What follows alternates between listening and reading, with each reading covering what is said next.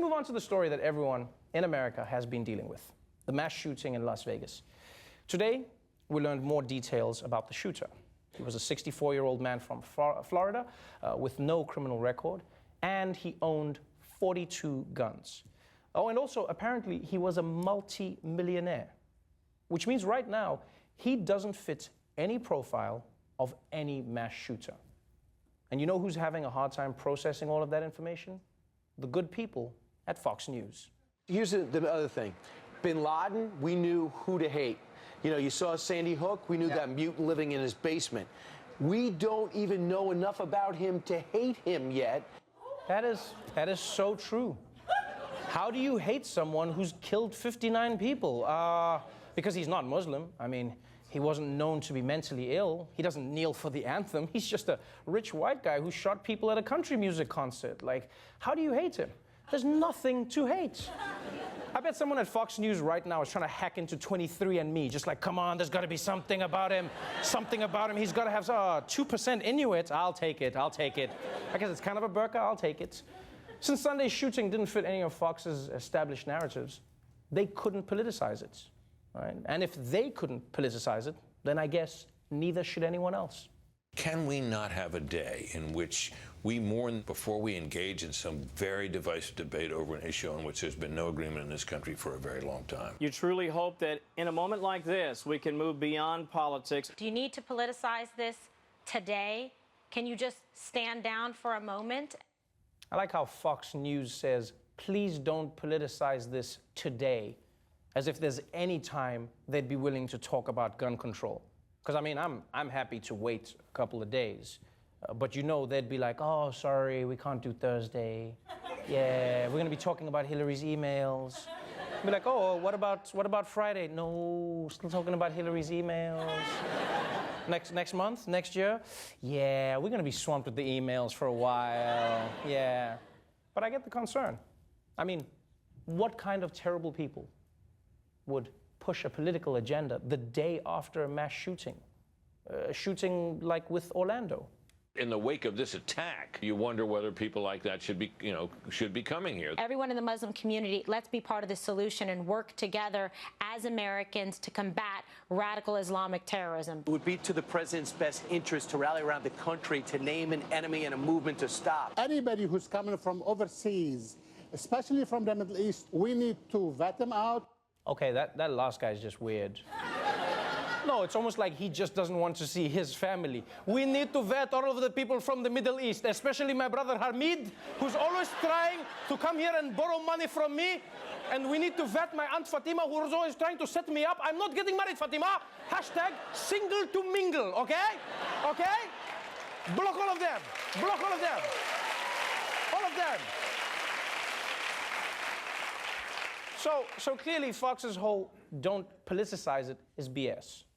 Or maybe just a way to buy time while they're figuring out how to politicize it. Right now, friends helped friends to safety, people helped strangers to safety, and law enforcement was running towards the bullets. So all those kneelers in the NFL out there, they need to recognize when they're kneeling during the anthem, they're kneeling. And we're supposed to be honoring law enforcement that's trying to save lives, not take lives. Wow. Wow. Did this guy just find a way to use the mass shooting to pivot back to the NFL argument? Yeah, like after watching this, you'd be thinking, hundreds of people shot in Las Vegas. Colin Kaepernick, you son of a bitch! But I hear, what is his point? You've got to show respect to the police. Personally, I'd rather respect the police by reducing the number of guns that risk killing police. But yeah, I mean, not kneeling is good too. You do your thing. Do whatever you want. Like, the people on Fox News are so desperate to find a narrative to grasp onto that at times, even they couldn't get on board with their own ideas. His brother said he didn't believe in God or didn't have a God or didn't have faith in his life. So maybe this is all speculation, but that possibly could be the reason, because he knows country musicians or country music fans are normally pro-God and go to church on Sundays. Maybe he has a problem with that or had a problem with that.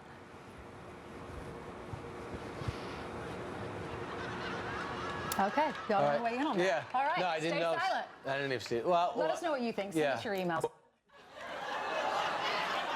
Dear Fox News, that was hilarious. Email sent.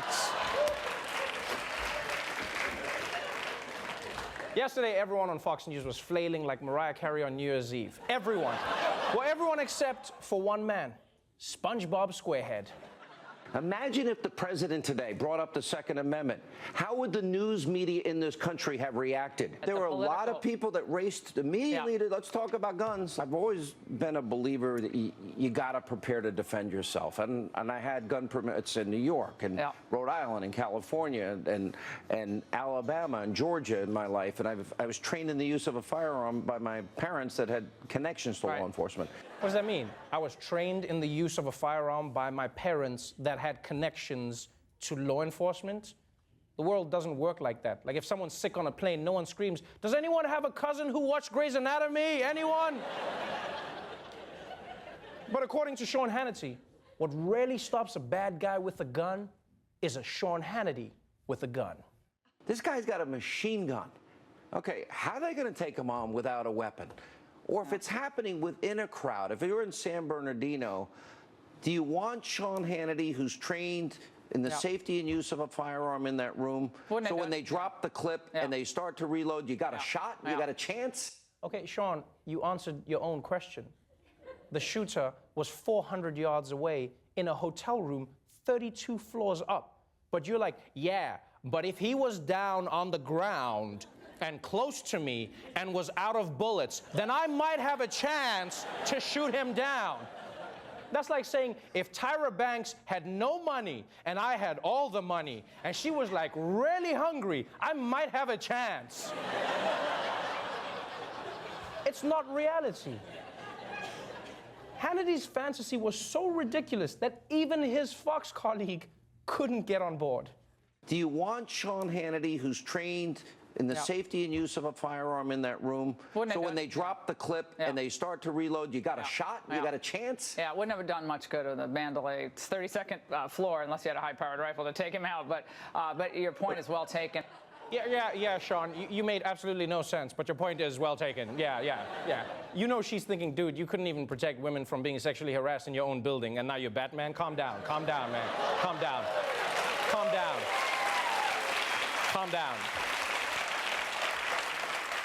I'm not gonna lie, he may seem crazy, but after watching that, I wish Sean Hannity would start his own security service. In a dangerous world, if you need protection, then you need Sean Hannity's Private Security Services. Sean Hannity is trained in kicking ass, throwing footballs indoors, and wearing his hat backwards. So when the crap hits the fan, Hannity's your man. Do you want Sean Hannity, who's trained in the safety and use of a firearm in that room, so when they drop the clip and they start to reload, you got a shot, you got a chance? If you're threatened by a shooter who is in the room and has run out of bullets, then you've got a chance. Sean Hannity's Private Security Services. Total protection in very specific circumstances.